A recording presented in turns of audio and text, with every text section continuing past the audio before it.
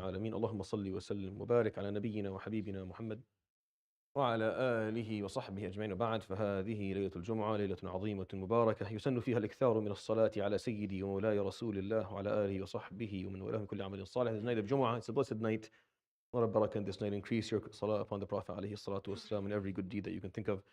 Tomorrow, inshallah, Jum'ah is at 2:30, just in case you had forgotten from last week. The 1:15 we don't do anymore. We do at 2:30. It's one khutbah and it's at 2:30, inshallah ta'ala. The last is just we choose that timing because there's no other masajid that do that timing in the city. So it's just a service for people who find it difficult to make it for Jum'ah after work. So 2:30 is the timing that we do, inshallah ta'ala.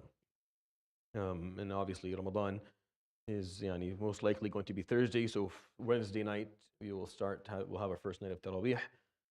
It'll be adhan, iqama, and then we go for Isha. We give you 2 minutes for Sunnah, and then we go for 10 rak'ah, and then 3 witr.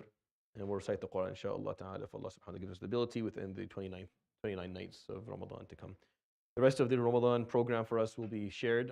Inshallah, we'll have daily dars after Salat al-Fajr. The weekdays will be different than the weekends. Weekdays will be the attributes of the Prophet ﷺ, which is a series I inshallah hope you'll find very beneficial and enjoyable. And weekends, as I've always done for the last maybe 6 years or so, I usually choose a surah and I cover them over Saturdays and Sundays throughout the month. And this year, inshallah, it's going to be Surah Fussilat. Inshallah, you'll find it also very beneficial. And there'll always be a dars before Taraweeh, before Isha. So Isha is going to be 9 o'clock probably next Wednesday, right? It's around 9 o'clock. So around 8:25 or something, I give a dars. And it'll be, this year, I'm going to just, you'll know exactly what verses we're reading every night. Like I'll put them up. We'll start this verse, we end at that verse. And it's like clockwork, inshallah. And I'll talk about some of the key ayat that will be recited throughout the night. So I'll tell you what verses are going to be recited, what the surahs are. Obviously, the first few nights is just Baqarah, so it's really simple. But I'll explain the themes, and then I'll talk about a chosen ayah or 2 or 3, depending on the time, to share with you, so that when you're reading, you have some context and you have something to look forward to as you're going along, inshallah, with the salah. And that will be the dars, inshallah, throughout the month, and hopefully you find that beneficial as well. After Asr every day, there'll be a Quran program, meaning there'll be some brothers here who are available if you want to learn to read, if you want to memorize and want someone to listen to you, if you just want to participate in a recitation, khatma or something, you can come from Asr basically until maybe half an hour before Maghrib, it'll run. And we'll have that almost every day throughout the month. The last 10 nights we'll talk about once we're closer to them, inshallah.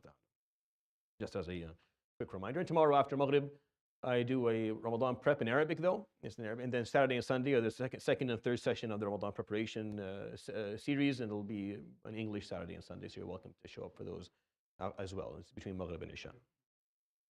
What? For what? Yeah, so if people can just drop off their kids and go for Tarawih. No.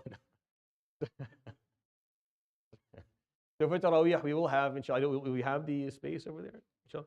So we may have an extra space during Ramadan. We may. It'll be up front. It doesn't matter. You can still pray behind us, even though you're ahead of us in terms of, it's not a problem. So we may have some extra space, but our limitation is actually not space as much as it is parking space. Like we don't have a lot of parking space. So it would be very much appreciated if some people are coming that they carpool.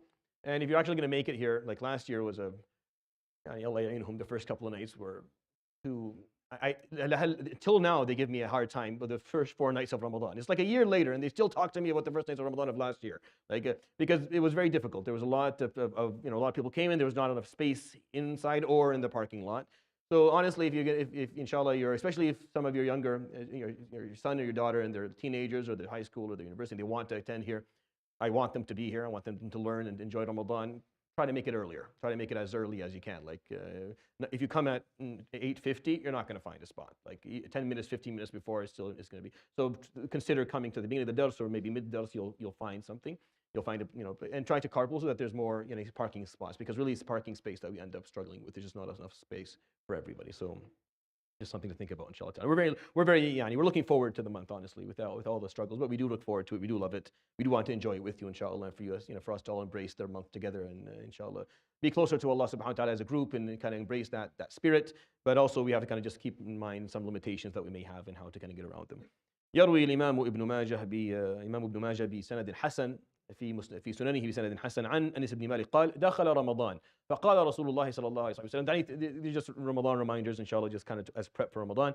The hadith is a collection of Imam Ibn Majah, has a reasonable chain of narration in terms of its authenticity. It's narrated to us by Anas where he says Ramadan entered. So the Prophet ﷺ, Ramadan came, so the Prophet ﷺ stood up and said, Inna hada shahra qad hadarakum. This is what he said. Inna hada shahra qad hadarakum. This month indeed has come to you, is now in your presence, or it's brought its presence to you. This is the part of the hadith that I love. Honestly, it's not even the continuation that has a lot of importance to it. It's just, he said that. He said, Inna hada shahra qad hadarakum. This month indeed has come to your presence, has brought its presence to you. Meaning, you're in the presence of something very important. You are now witnessing something that has a lot of status, that has a lot of benefit. It's very heavy. It's brought its presence to you. Now, you're in its presence. So respect that, revere that, and treat that with the reverence that it deserves, because it's here. You're in its presence. So I think that just the fact that, just the presence of Ramadan, it's like Ramadan is an entity. You know, the way the Prophet ﷺ spoke of Ramadan, it's a live thing. You know, it's somebody you can speak to. It comes and it brings a presence with it. When it comes, no other month does that. Like Sha'ban, I don't even know. Like Rabi al-Awwal, Rabi al-Thani. Like I don't even pay attention to Jumadas. I don't even know which one I'm in. Like it doesn't. And I'm not saying you should. It's not that important. But Ramadan is like it's alive. It comes and it has its presence and it's there. And you should notice its presence as it notices yours. And it's something very, like it's an attachment to a period of time that I think is so profound in this meaning. وفيه ليلة خير من ألف شهر من حرمها فقد حرم الخير كله ولا يحرم خيرها إلا محروم. And within it is a night that is better than 1,000 months. Anyone who is deprived the ajr, the reward of that night, has been deprived of all the good. فقد حرم الخير كله, has been deprived of all good things. ولا يحرم خيرها. And no one is deprived of the goodness, of the barakah, of the khair of that night, إلا محروم, except someone who is truly deprived. Meaning Allah subhanahu wa ta'ala, when He says to fulan, this person is deprived, He doesn't look at wealth, He doesn't look at disabilities, He looks at the ajr that they're losing. The fact that they did not get anything in Laylatul Qadr, that Laylatul Qadr came and left and they got nothing out of it. That is someone who's deprived. Because it's so easy. Because it's so simple. It's 10 nights, just commit 10 nights and you're good. You're 100% going to get Laylatul Qadr because you are awake and you are praying during those nights. So don't just focus on one, please, I beg you. Please don't do the 27 dance.